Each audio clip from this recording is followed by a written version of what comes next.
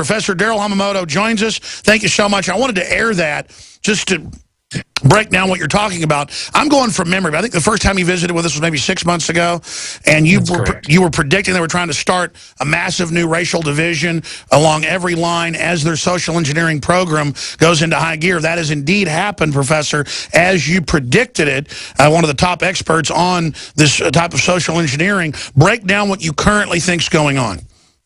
Well, first, let me address that clip that you just aired.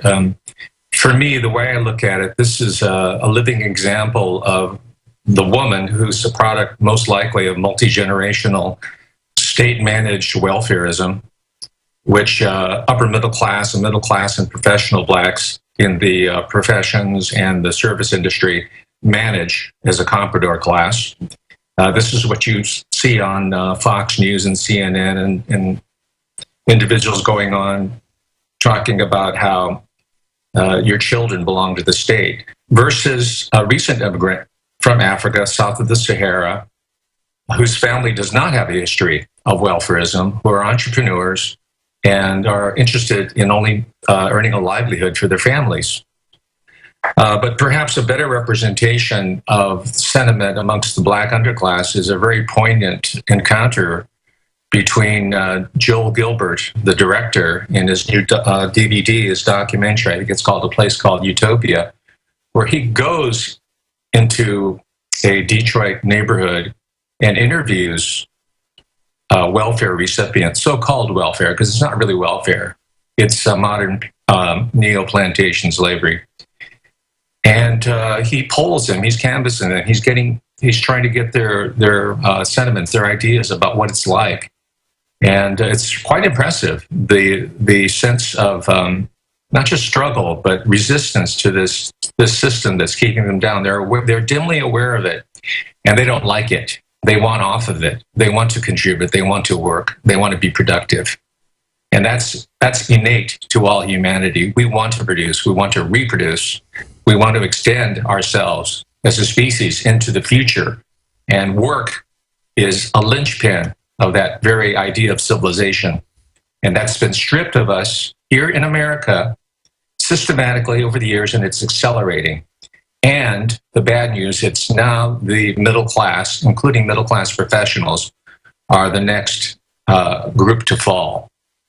And that's the Agenda 21 globalist plan on record. I want you to break down why the ruling system has decided to go to this. They've got the robots coming out to replace us, even the military to be replaced. Men aren't even going to be able to fight anymore, even though there's obvious cultural problems with war. That is still an instinct that has a proper place. That's to be removed. Women can't be feminine anymore. They really want it homogenized. They claim they want sexual liberation and freedom, but really the end game, in my view, is to actually end our sexual natures and actually end our diversity.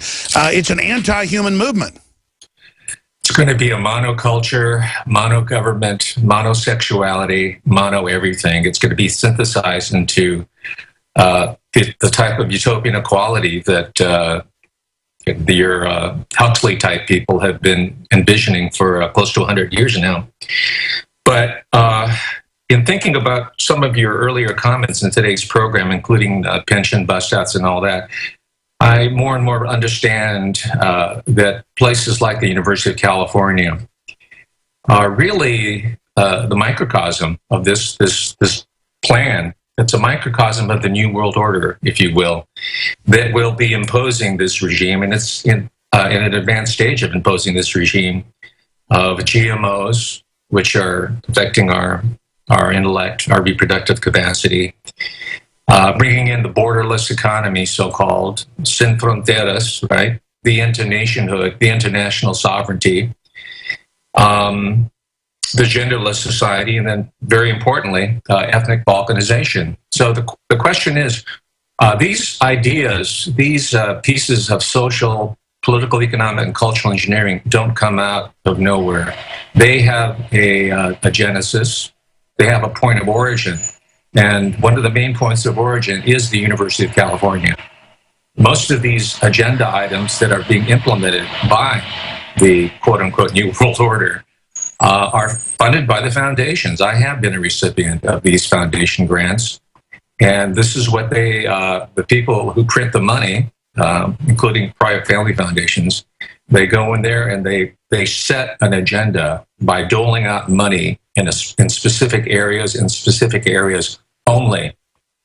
You notice that the Soros Foundation or the Bill and Melinda Gates Foundation, they do not fund initiatives that deal with neighborhood entrepreneurialism, immigrant business entrepreneurialism, or anything that has to do with the free market or any other aspects of a free and healthy society. Anything decentralized, they are against it. And when you look at the plan, they all say it's liberal, classical American liberalism, but it's the opposite of liberalism. It is a Borg, hive, post-human system. It's post-human, it's transhuman, and it's, I guess the best image is that it's a molester that's handing you the candy. You know, it's quite seductive. Someone like Gruber, of course, is motivated by status. He was the kid in junior high school who had his gym trunks pulled down, and he spent the rest of his life trying to pay back all these bullies. And that's really endemic to academia. What you're seeing is Gruberismo, I call it. And it's all these very, very little people who happen to be somewhat smart and they have credentials.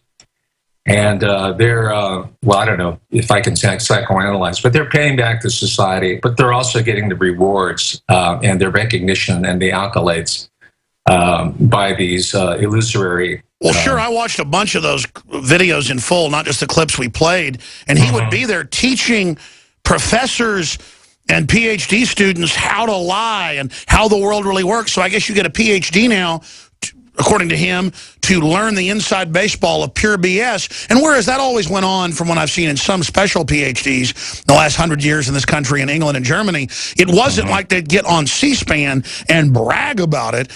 So it does show really the arrogance of how stupid they think we are. It's arrogance, and I was listening to one of your earlier interviews this week. I forgot who the guest was, but he referred to it as a narcissism, a lot of these high-ranking military. That's Dr. Steve Pachenik, yeah. Dr. Steve Pachenik, great mind, great intelligence, and great analyst, and I really enjoy listening to him. His fiction's not so great, but I like him as a political analyst. I read everything. I check into all your guests. But yes, it's endemic to all the institutions. This is maybe the outgrowth of the me generation, the narcissistic generation of the 1960s, which was also a psyop, which was also a product of culture engineering. We're seeing this. We have to, going into the next year, 2015, learn a bit of humility and reject hubris, because universally and through time, the poets, the writers have warned us in so many different ways that this is what happens to individuals like Gruber. And he's just emblematic of a large number and growing numbers of people, even people of the underclass who feel that they're entitled to have a free bottle of water. So we have to, I think, look very deeply into our souls over the holidays and see what we can do to help inspire young people. For example, I'm an educator, and I'm trying to teach these values. Fortunately, a lot of my students are the children of immigrants, of refugees. They understand the work ethic. They understand the sacrifices that their parents are making for them. And they understand through their parents the value of enterprise, family, and all really basic core American values. So do they understand how the social engineers are trying to co-opt them? Exactly. And I warn them not to fall into the clutches of the university curricular establishment and student services, which has taken that energy, taken that vitality, that youth, that idealism, warping it, twisting it, and misdirecting it, and smashing it with the end game of destroying their spirit and their soul. So they, too, will enter this new, larger, controlled welfare system. This is what's going on, I think, nationally, talking to different colleagues. That's right. Young people are really, really being assaulted, including their finances, student debt.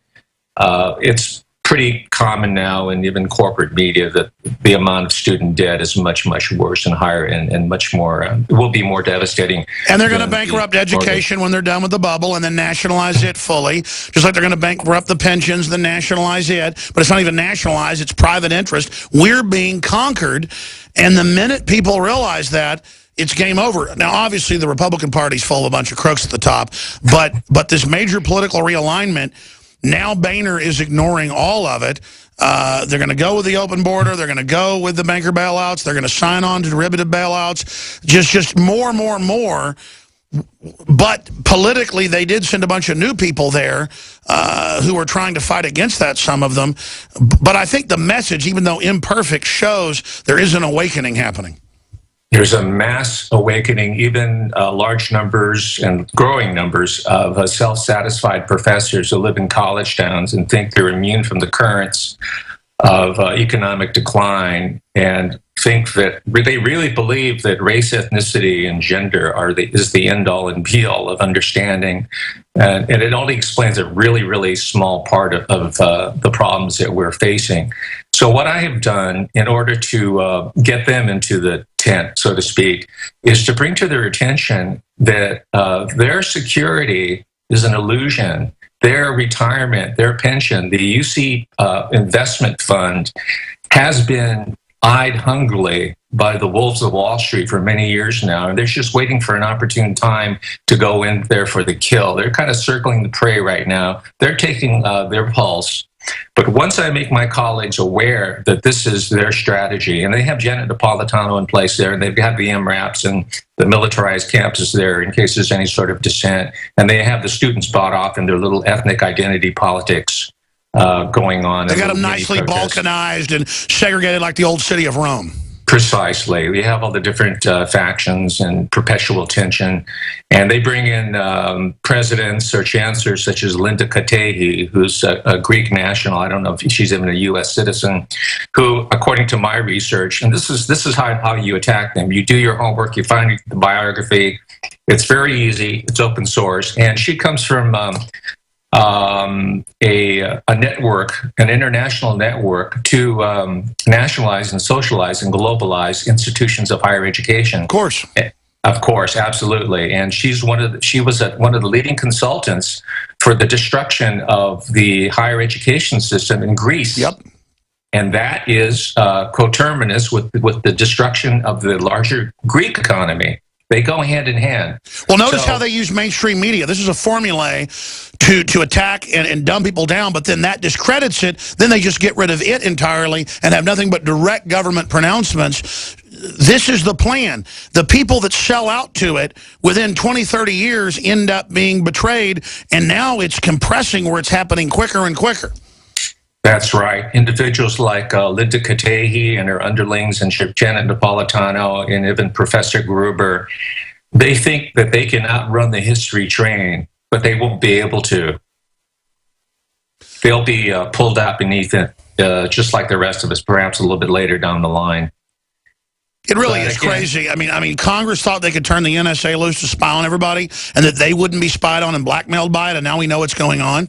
Mm-hmm. I mean, we have information and data, and Rupert Murdoch in Britain is involved in the hacking scandal. Even the royals have most of their personal information in the database for blackmail and control.